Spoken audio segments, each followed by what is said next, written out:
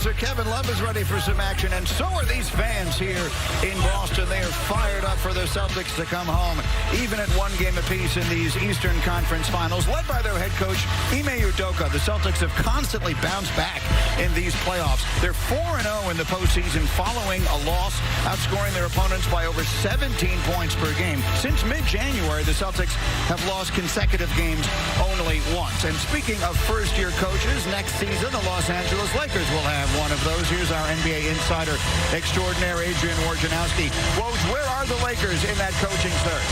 Yeah, Greeny, I'm told 3 finalists have emerged in that Lakers coaching search. Former Trailblazers coach Terry Stotts, Golden State's assistant Kenny Atkinson, the former Brooklyn coach, and Darvin Ham, who's the top assistant in Milwaukee, and a candidate who I think has really caught the Lakers' attention. He had been there as an assistant a decade ago, but a commanding presence, really a leader of men, and he is a very popular figure in that Bucks locker room. And Mike Budenholzer's assistants, they've done very well as head coaches.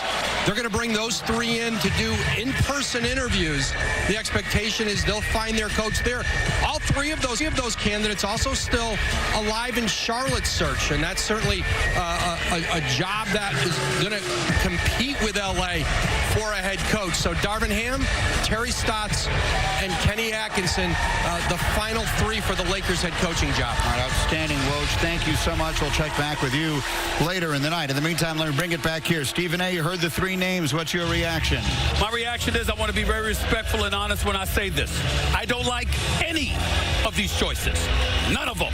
And I want to emphasize this, Wilbon, Jalen Greeny. All 3 of these coaches deserve to be head coaches in the NBA. This is not about them. I'm not talking about them. I'm saying the nonsense that we witnessed this year in Los Angeles, the new head coach of that franchise has to be somebody with the cachet to galvanize the front office, the fans, to the point where the players feel compelled to capitulate to the coach's wishes. I don't think that's the case with any of those candidates. Stotts had 9 years in Portland. We understand that he's a good coach, but we understand the challenges. Darvin Ham will be a first-time coach. Kenny Atkinson did a good job in Brooklyn, was building player development, the whole bit. But that is not the ideal situation for those 3 coaches. I don't like it. Who does what you're talking about? Who walks in with that cachet? Well, to me, I was always thinking Mark Jackson. I was always thinking of Mark Jackson, Jeff Van Gundy, somebody like that. That's what I'm thinking. We'll hear from both of them in the next 18 minutes, but on other matters. Michael Wilbon, is there anything the Lakers can do in this coaching search that will address what really ails them? No. You saw that roster up there? They better start dealing with the roster and changing it dramatically. Like half those names can't really be on the Lakers anymore next year if you're going to have a team that responds to whomever the coach is. Goodness, I'm not sure I would want to wish that roster on our friend Mark Jackson or Jeff Van Gundy. Or Darvin Ham. Or Darvin Ham. I listen. And I think about another name I know. He may not have the cachet, but I don't know why he's not a head coach yet. Sam Cassell, yes. A guy who won 2 championships as a player, yes. as a young point guard, and has been a terrific assistant. I think it's Sam Cassell. But the roster is what is going to have to be put first and foremost in the Lakers' change before they get to anything next season. As you mentioned, Stotts did a terrific job in Portland. I like the way he developed perimeter players, in particular their backcourt. Okay, Atkinson did a terrific job, player development, a young team with the Nets. Right. The Los Angeles Lakers have their guy here, y'all. It's Darvin Ham. He played, he coached with the Lakers, and look at what he's done with the front court, in particular of Milwaukee. Giannis became an MVP. Look at Bobby Portis, how he developed. Look how Brook Lopez developed as a defender. And when we talk about gaining the respect of the team, he's going to have the respect of Russell Westbrook. And Anthony Davis, that's the person that the Lakers really need to lean on during the regular season, like the Bucks lean on Giannis. Darvin Ham should get this job. So buffer your point. Let's be clear. clear. Ain't nobody pushing Darvin Ham around. You seen that, man? Nobody's pushing him around. Let's get that out the way, number one.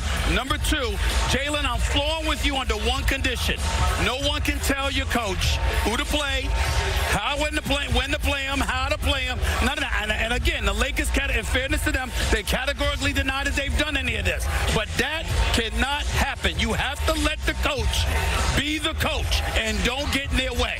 If you're doing that, then Darvin Ham's got a chance. We will find out perhaps as soon as before the NBA Finals. Meanwhile, the Celtics trying to work their way back to those NBA Finals, even at one game apiece, and they're getting set to take the floor here in front of their home fans as they take on Miami in tonight's Game 3. Tip-off is about 15 minutes away. As we continue counting it down, the Warriors. In Boston, we have late-breaking injury news from both sides from our Adrian Wojnarowski. That's Kyle Lowry. He and P.J. Tucker both warmed up for Miami tonight. They both intend to play. Meanwhile, Boston will be without their big man, Robert Williams. He has a sore knee. He won't play. Daniel Tice will start in his place. And with that, we say welcome to Boston in Game 3 of these Eastern Conference Finals on ABC. Stephen A. Smith, Michael Wilbon, Jalen Rose. I'm Mike Greenberg. Should be a good one tonight. Our opening tip, Game 2, was the Boston 3 party. The Celtics got back their stars and got back their groove. They made 23s, blowing out the Heat on their home floor, stealing home court advantage with a decisive win in a game that Stephen A. Smith felt very much like a statement. So the question is, how does Miami take back control of this series tonight? By getting other people to show up and help out Jimmy Butler. It's really that simple. Jimmy Butler has been a star in this series. There is no doubt about that. There's also no doubt about the fact no one else has shown up to help him. You got Bam Adebayo with 16 points combined in 2 games. You got Tyler Hero, the reigning 6th man of the year, that hasn't done nearly as much as he can. You got guys like Gabe Vincent and Struss and others who've hit shots here and there, but they haven't been as significant as they need to be. Jimmy Butler needs help. That's the theme for the Miami Heat. Without it, the Boston Celtics are going to coast to the NBA Finals. I'm going to zero in on one of those people Stephen A. just mentioned, Bam Adebayo. Averaging 8 points a game after he averaged 16 points a game in the Phillies series. He hasn't defended as well either. He hasn't been really passionate about that. He had fewer touches in the last game than he had in any game this season. So, game, I know Stephen A. likes to get on Jimmy a little bit about being passive. But if you listen to Jimmy Butler, I don't think it's just being passive. He's saying, I need to forego some of my shots to get others involved. Bam is the guy he's got to be thinking about. Principally, Stephen, they got to get him going, or you're right, they're going to have a long night.